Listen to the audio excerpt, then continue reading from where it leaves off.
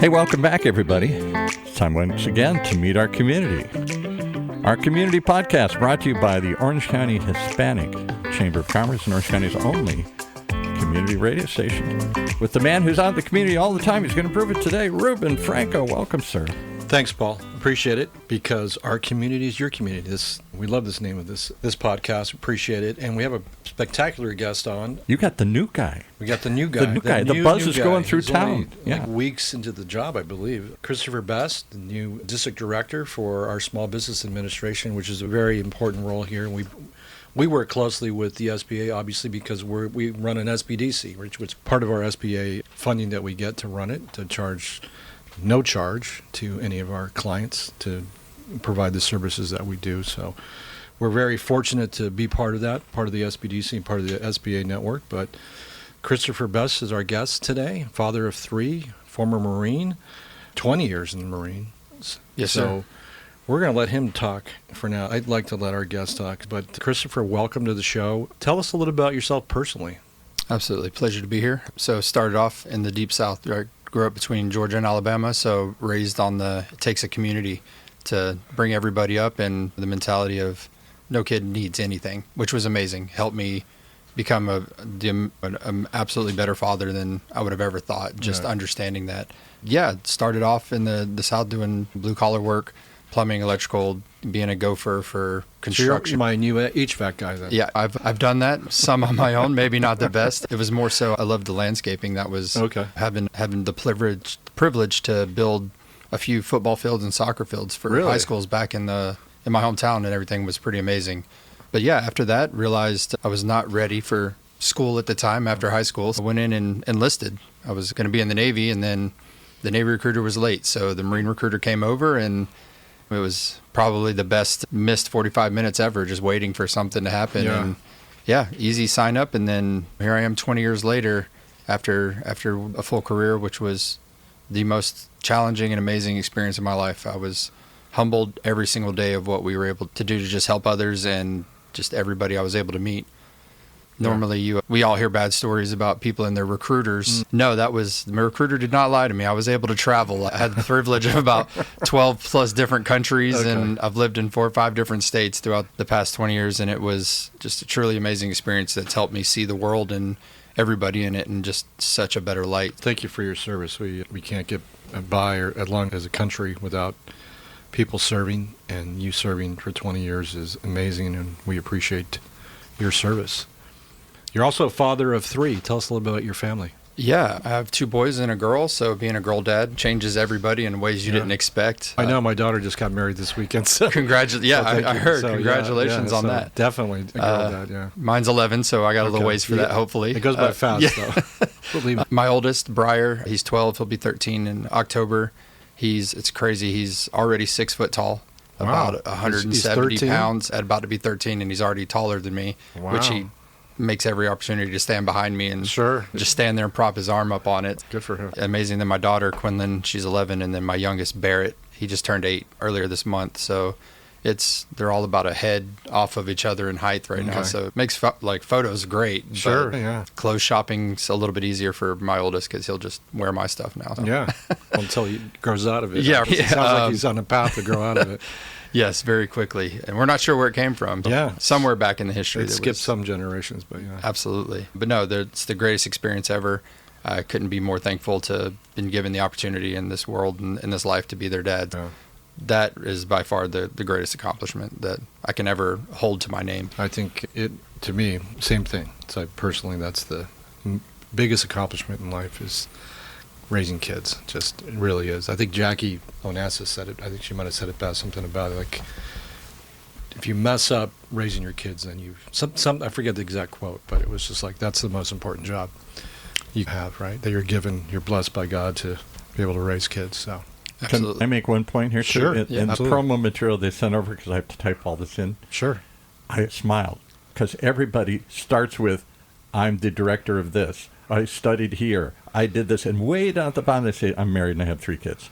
His is the opposite. His says father of 3 before it says the SBA or anything here. So I thought that's something about the character of the guy. That's the most important thing you do in life, I think, right? And it just is. Everything else is fun and can be compelling, what you do for a living, but raising your kids, I think, is by far the most rewarding and the most important things that we do. Yeah, I was raised for a long time with a single mom raising two boys. I had all the respect in the world for everything that she sacrificed. Sure. And I didn't realize it until later in life. And when you start to see the things that you let go and you realize that it's not important than you thought it was. And then for my kids, it was definitely, if I can come from where I came from and then get to where I am now, which it's never a brag, it's never pride.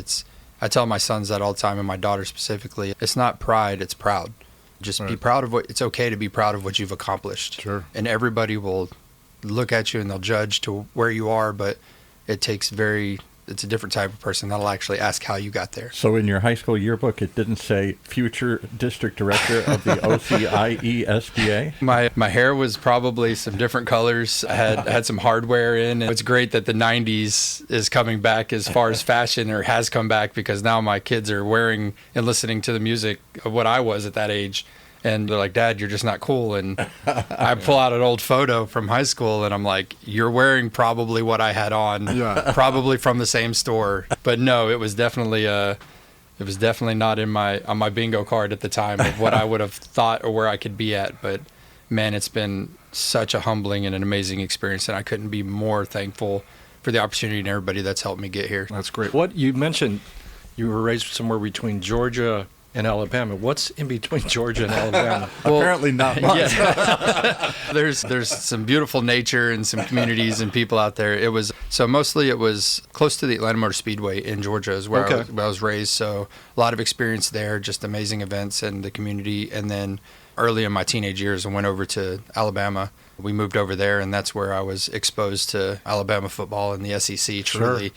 Which was amazing. That's where I learned I wasn't ready for school yet at that age, but still love Roll Tide always. Make some enemies everywhere I go. But my new son-in-law went to Auburn, so you would definitely make enemies. But that right there is it's a lesson in community in itself, because everybody in the SEC, we all have our rivalries, obviously. But the second anybody else comes into the SEC, it doesn't matter who it is. I saw the Michigan stuff on the wall. So, I wasn't going to bring that up, but And then my current school, USC, again, they took that trip over to meet us. And Ruben went to UCLA. Yeah, I went to the other school. But so it doesn't matter if I'm on the East Coast for my Alabama team or the West Coast for USC. I've got everybody that just, they're not a fan. Every day upsetting somebody, you're upsetting somebody. Yeah. My neighbor is from SC, nice guy, but he went to the wrong school for me. But so I love that when I hear that, because I'm a transplant to California, and the USC UCLA rivalry, the ROTC program, actually, there's a Marine Colonel that's the CO for both schools. It's actually a joint venture. Interesting. The ROTC programs for UCLA and USC are actually think they could under ever the even same talk leadership. to each other. Yeah, right. So if it's another amazing opportunity to show the world like how grateful I was for the military and the community building right there. Yeah. A huge rivalry here in Southern California, but all of the ROTCs are under the same command. Yeah. And I will say about USC, a plug for USC, they're very well connected in the community, very entrepreneurial. They do a lot of great things business-wise, and we're very blessed to have huge alumni network. I think better than UCLA. Oh, yeah, it is. They do a great job with it, so we need to kind of learn from how they've done that. But they've been a huge one here in Orange County, actually, for USC. Absolutely. And I'd be remiss, and I'd probably get in trouble if I didn't do the plug for it, right? So I'm a triple Trojan, which is I did my Master's of Business for Veterans at USC. It was a flagship program that USC came up with specifically for the military community. It's amazing program. Condenses Didn't know there is such a thing. Yeah. What is the program specifically aimed at what? So it's the Master's of Business for Veterans, and what they do is they understand that the military community we have, there's a lot going on that we have to balance. Professional lives in the military service, parenthood, everything else. So they had the amazing idea, and they brought in the same instructors, same curriculum, modified it a little bit just to be able to work for it. But then it's geared strictly towards helping veterans transition or take everything that they've learned and translate it into corporate America. So you're learning the same things. You're learning how to use Excel and get lost like most people do. Not to go down the rabbit hole and take over the interview, but we have had so many people come in and talk about the difficulty of making that transition. I ran nuclear submarines. Where's that job here when I come out? I ran avionics. So very technical skills that they've taught you to do that don't seem to have any easy application when you get out. Yeah, but it's still leadership, right? There's the still whole a key, leadership right. quality that I would hire all day long versus somebody who doesn't have that.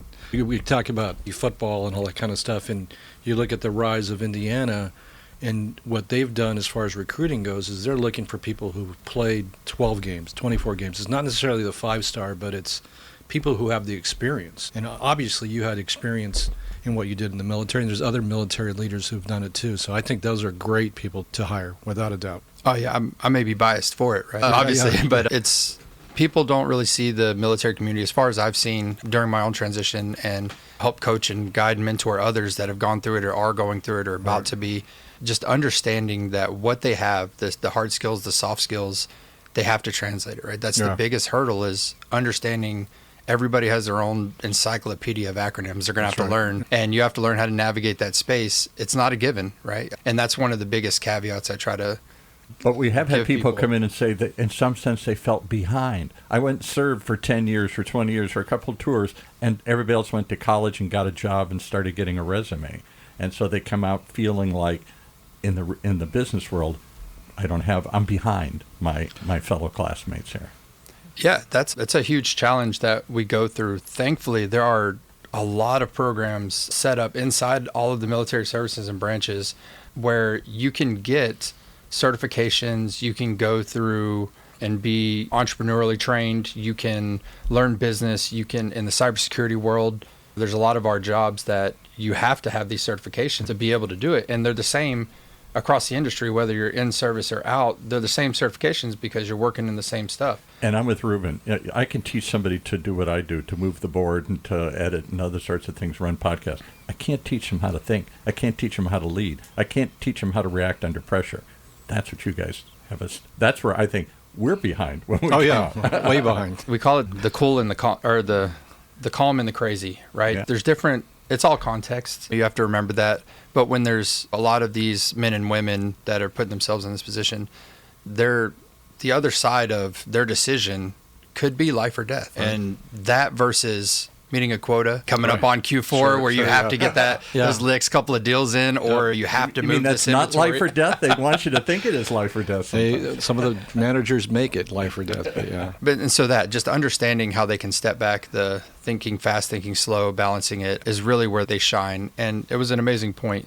They have the leadership and they have that maturity, because you have men and women that are in their young 20s that are already in charge, right? They have anywhere from 5 to 20 people that look to them for guidance, especially on the officer side. You're a young college graduate and you're put in it where you can have up to 100 from the start. Then they look to you for your decision-making capability, your guidance, and for good, bad, or indifferent, you make those decisions, you own it. And transitioning that into the corporate sector, it was a challenge, but I've loved it. And you do see many that excel when they're given that opportunity once they start understanding the lingo and they understand that you can't just tell somebody to do something. There's policies in place, but at the core of it, their ability to analyze a problem and move forward with a decision is, we've all sat in meetings that could have been an email, that could have been somebody knocked on your door for a minute and said, hey, are we going to do this? Let's do that. They make those decisions and then are oftentimes restricted on how fast they can go forward because they already know how to maneuver in that space. They just now have to help everybody else understand it and translate. That's right. What are some of the things? I know you're the new SBA director. It's been, a couple of weeks actually? June 1st, yeah. June 1st. Okay, so 6 weeks, I guess, if I do the math right. 6-7 weeks. What are some of the things that you can help veterans with through the SBA, through your role here? So one of the big things, we have the Veterans Business Centers, right? The V-Box is what they're called. So you can go there, and it's geared specifically towards helping veterans understand that transition, the entrepreneurial journey, how they can get funding, how they can get certified, right? If you're a services veteran, woman-owned, everything that goes underneath that, we provide, and through ourselves and through our resource partners like the SBDCs and our networking ability, we help guide them from, I've picked up saying it, from the back of a napkin to what they consider success. And that's the backbone of our country. It always had, any great civilization is built off of the entrepreneurs, the small business owners. That's right. You look back, Rome, all the other, great civilizations, it was the small little stall owners and the people peddling their wares that's what built the society that continues to grow, and that's what we do here. So for the veterans, that, and then I'm myself and another district director over in LA, we're very poised for that because he's got a PhD from USC. I'm pursuing my educational doctorate at USC right now, organizational change and leadership. So having gone through that, I can help guide them. Hey, these is what benefits are available to you. This is what you can do with the 40 years that you spent serving your country. Here's some of the benefits. And through the SBA, we help them with those programs, the Boots to Business, the Reboot, which is amazing because it's expanded to the military family. The spouses, the husbands, the wives, the children, they now have the opportunity to get that assistance as well. Yeah, that's all great stuff. The resources that we have under the SBA, which includes the SBDC, which is what program we run, and we're very blessed to have doing it, as it's now 10 or 11 years now. Kevin, to keep track, there's also SCORE. There's a lot of, and we learned during COVID, right? COVID hit March 14th, 2020, and immediately through the SBA, through the SBDC, through SCORE, we would have these calls every single day and have 600 plus people, businesses on these calls, just figuring out, what do I do? How do I survive? And fortunately, we did have the EIDL loans and then the PPP program and then all the other things that went into it, and we were able to do it immediately, which is nice. It doesn't always happen where you're kind of scrambling. We had those resources in place to do that. And then now, okay, so we're out of COVID, what's next? What do we do? What do we do next? What do you kind of foresee you doing in this role, and what's your kind of vision for being the SBA director here? Being the network and the connectivity that just helps everybody get to where they need to be. It's a very simplified version, but truly we want to sit down with anybody and everybody that we can that has that goal, that dream, that passion to be an entrepreneur or to start a business or to purchase a business, to grow a business, to expand, to become their own manufacturer, to agriculture, regardless of what it is. That's truly what I feel my role is getting out there, speaking with all of our resource partners, speaking with the local chambers of commerce, the local, working in the SLED environment at every level, meeting the representatives, meeting everybody that's out there that truly cares and wants to help their community. Being in the Orange County and the Inland Empire community now, it's amazing. There's so much out there. There's so many people that really do care. And the people that I've met across it, my district is the Orange County Inland Empire. So Riverside, San Bernardino, Orange County. It's roughly 48,000 square miles. Yeah. Somewhere around 13 million people across this expanse. There are states smaller than that. That makes us that district makes us larger than, I think, only like 10. There's only 10 other states that might be larger than that, really. Absolutely. So with that, the understanding of just how many amazing people are out there with their ideas, just being able to help guide them and be a centralized resource. What I was speaking to a couple of people the other day about was the noise, right? Especially in the business world, everywhere we go, there's so much noise. What we want to really be able to do, or for myself, is I want to fine tune that, right? I want to be able to get on the switchboard, make a couple of toggles here and there, adjust some levels, and really fine tune it so when somebody comes in and they're looking for help, it doesn't sound like a wreck on the 405, right? It sounds more like a symphony that they can walk in, they're calm, they're relaxed, and they understand that they're about to absorb a lot, but they want to. Yeah. So that's really what we're trying to do. Can I ask one more question here? I'm sorry to keep butting in here, but we had somebody in recently on the show, Sylvia interviewed them, the SBA something recovery centers or something. We were talking about what happened in Garden Grove, right? Okay, so what can we do? And he came on, and I think his last name, Jack Williams, maybe his whole name, with the SBA, talking about EIDL and things that. And they set up a recovery center there up in Garden Grove. Yeah, we did. Actually, people can walk in and tell them maybe you've been impacted, maybe you don't realize I've been impacted. I didn't know the SBA did that. Yeah. Forgive me. I thought the SBA just gave out loans. Those are recovery loans. Those are disaster loans, and so it's not just. But they were based on different criteria and all sorts of stuff, and easier to access and immediate money. And then I never knew until I met you and did some work with the SBDCs. I think there's a range of stuff I suspect that I don't know the SBA does. What does the SBA do? Ruben brings people in here all the time and I say, what do you do? I thought you were going to ask a question on switchboards when he said switchboards. Oh, that too. Because that goes back to your. That goes back to my days. Your days, yeah. No, but I don't think people. So, if you could spend a moment and educate us, what does the SBA? Yeah, absolutely, it's a right. Good question. So the SBA, and it's been amazing how many people I've talked to that don't even know who we are or what we do, right. right? It's a federal organization, U.S. Small Business Administration, and geared really, it's just making the small business owner and the entrepreneur just prepared, right? Yeah, we do the funding, right? We have our 504 loans and our 7A loans, which is amazing. It was just increase the limits. There's ways to use that to get up to sometimes like up to $10 million to help a small business. And then we have innovation funding that we can help people with, just all of the resource partners, like you're saying, the SBDCs, SCORE, the Women's Business Centers, the Veterans Business Centers, the Apex Accelerators. We work with them just taking people. But is it all money, or do you do other things? No, so mentorship or guidance? Well, there's no technical resources, right? That's Yeah. what we do at the SBDC, right? What we do at SCORE. Absolutely. Those are all technical assistance. It's not just about the funding, but it's about how do we, if it's marketing or if it's just understanding Excel, like you mentioned, or it's kind of basic things like that you need to run your business. We have those resources, and we've hired, at least with the SBDC, for instance, we have over 100 consultants just in the OCIE network. Those are all people who've had business backgrounds themselves. They're all either been entrepreneurs or still entrepreneurs that they've done it for a living 24/7. They're not, it's not just in theory, but they're doing it, and they're doing it now. One of the SBDC's, the Rogers Group, used to have me teach podcasting to people. Right, that's right. Because everybody wanted to know, how do I market myself through this new medium, right? Yeah. So yeah, we provide that guidance, that mentorship. We have the professionals that have been doing it for many years, whether we help them with getting certified as a small business, going into the 8A program where they can get further guidance and really help with government contracting. We help with that as well. We help with the SBIRs, so the innovation and research, we can help them there. We'll sit down. And are those grants or are those loans, SBIR? It all really depends on who the person is or who the business is coming in, depending on where the money's going to come from. A grant meaning somebody gives you money to do the research, and you don't have to give it back or give them any equity in the company here, right? Yes. Yeah, the grants. And then for the loan parts, extremely competitive with the prime rates and just the terms that we can help provide. And then we have the partners that are the non-lenders. So if they wanted to come to us and it's not strictly through us, we're not going to turn them away. We're going to help them find a lender that's going to be able to help take care of them. That's ultimately, at the end of the day, we want to help them get there.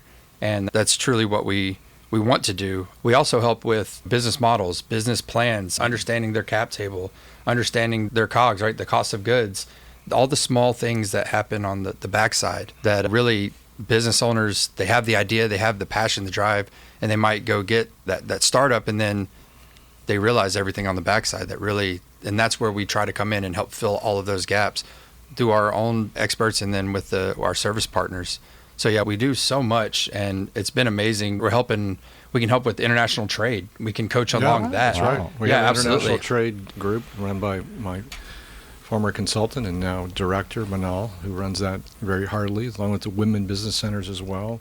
And you're talking about resources. We can do an Intel research report that would typically cost you on the street $3,000 to $5,000. We can do that at no cost. So those are really valuable things for a small business. Unbelievable. See, I'm not trying to be critical of the SBA. I just don't think you've told the story. Well, I used to kid like 10 years ago when we started, and that we were in the witness protection program. People didn't know about who we were, what we did. That's and right. when I used to be a lender, I used to lend, to do 504 and 7As and conventional loans as well.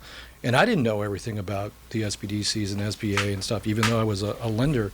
And so we made a conscious effort 10 years ago to get the word out. And we could still do a better job because even Paul didn't know all these things. I know. I sit in this chair and you bring through all these people. All I right. thought, I didn't know that. We're going to give you a class. I didn't know. Yeah, that's my biggest hope and goal, and what I've set myself as a personal challenge is ensuring that everybody that I can and all the small business communities, they know what the SBA is, that it's a federal agency. I want to remove that stigma of, it's the government coming in.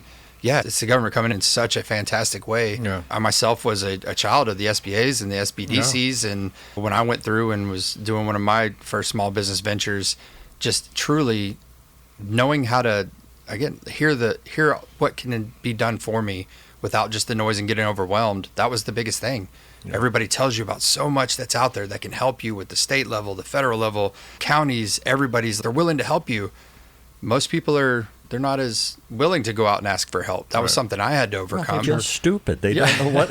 Nobody wants to feel stupid, right? So you just stay away. Yeah, and it really helps when you can lead with, hey, I was that guy. I was that person. I know what it feels like to go out and to try to use an acronym or try to sound smarter than you are to fit in and understand you get corrected really quickly or people are going to see through it. So I try to make it as easy as possible. We can have walk-ins. We host webinars. All of the individuals in my office are truly rock stars. I could have not been more fortunate. We've worked with them for decades now, and you do have a very solid group of people. And they all come from diverse backgrounds. We have sales, we have manufacturers, lenders. We had just so much of that, and we're able to take that lived experience and really help others. But yeah, removing that barrier of maybe I'm too embarrassed to go talk to somebody, or I'm too proud to ask for help. I'm too small to do international trade. I'm too small to get a government contract. I don't have the right connections for it. I don't have the right size. You start immediately judging and prejudging yourself that this isn't for me. That's just for big guys. If you look at international trade, you go, there's less than 5% of companies that do any trade. So amazing. Now you're looking at, instead of 330 million people here just in the U.S. to sell to, you're talking about billions of people to sell to. If you do it the right way and you have the right products or services and stuff like that, it makes sense to check it out. Right? Perfect example. I was just at the Native American Expo out at Agua Caliente. Yeah. A truly amazing experience. I had the honor of meeting tribal leaders and council members and an amazing woman named Tracy. Tracy. We worked with Tracy for many years. Spectacular on everything that she does, and she was able to bring me into that community. But I met a Native American individual. He's a business of one, right? Mm-hmm. Himself. Sure. Does international trade.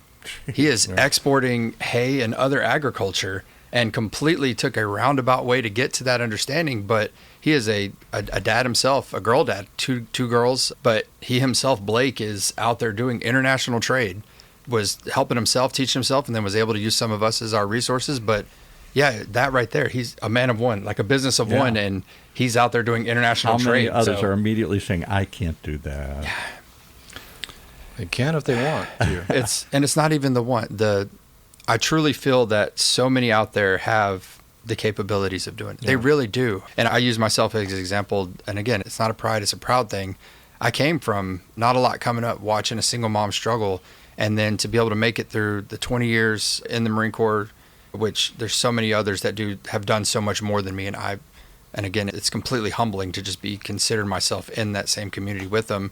And then sitting right here in front of you and everything that you've done throughout your years, just coming from all that, knowing what I didn't know then that I do now, all the way up to setting my kids up for their success and legacy with, hey guys, if I can get an undergrad in cybersecurity and then a master's of business and now working for the doctorate, positive mindset, get there May of 28. And if I can do that to just show if I can, anybody can. And I truly feel that. But it's that first step is asking for the help. And like I said, our doors are open, our office is open, the email's open.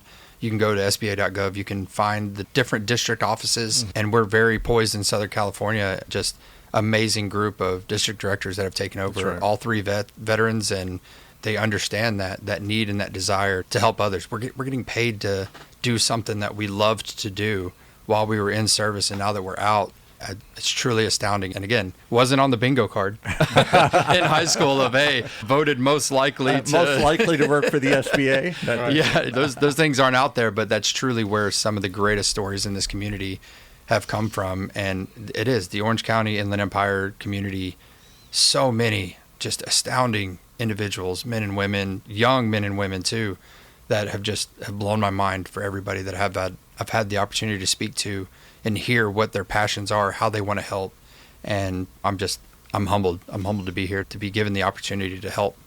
That's right. And when you look at government funding, there's a lot of different government programs and stuff like this. I think from a funding level, this isn't actually, it's pretty small, new from a federal standpoint, but the bang for the buck that's done through the SBA, through the SBDCs, through SCORES, through the Women's Business Centers of Veterans Services is just amazing. When you look at the 10x, 20x, 30x that you get in return from this investment that we have, is just phenomenal. Because 95% of the businesses we have are small businesses.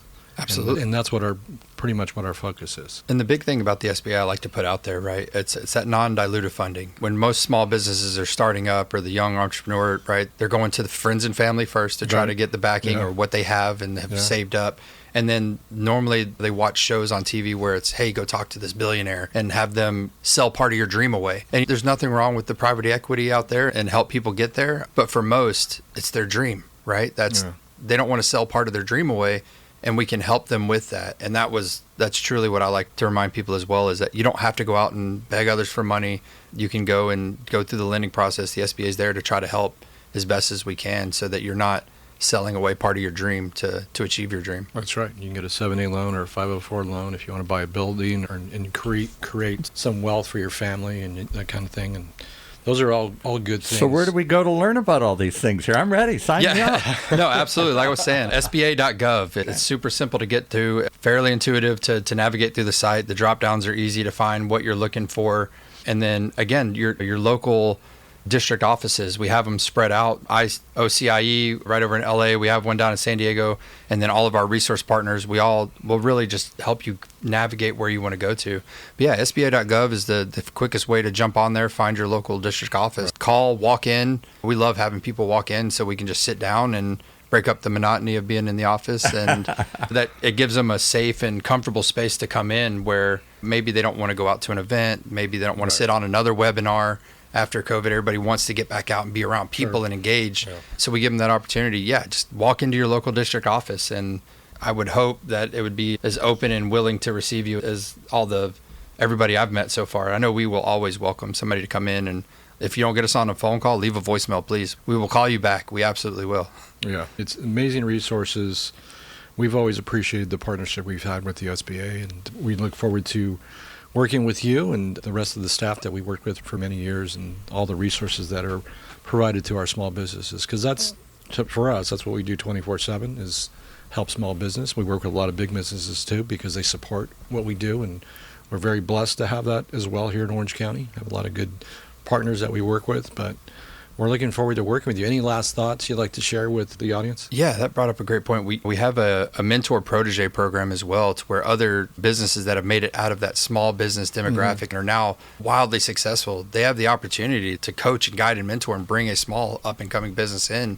And that right there, being able to find somebody who's gone through it is crucial. But yeah, just another opportunity for us to help out. But yeah, at the end of the day, it's not about me, it's not about you, it's not about what's out there. It's about what we can do to help the small business owners. And all this is just waiting to be discovered if I just type in SBA.gov. Yes, sir. Yeah, SBA.gov. It'll take you right to the site. And maybe if I join the Orange County Hispanic Chamber, somebody can walk me through this and help me. Just if Paul can do it, anybody can do it. Yeah. Anybody can do it. Again, just know the Orange County community, the Inland Empire, you have plenty of resources out there, and I got to do the plug, right? Fight on for the USC Trojans out there. Well, we're going to cut that out. And the Alumni Veteran Network, we're there to help you as well. Sounds good. Christapher, thank you for joining us today. And everybody who's listening, thank you. We appreciate it. And we look forward to working with you. It's been an absolute honor and pleasure, and I look forward to coming back and having many more conversations. Let's do it.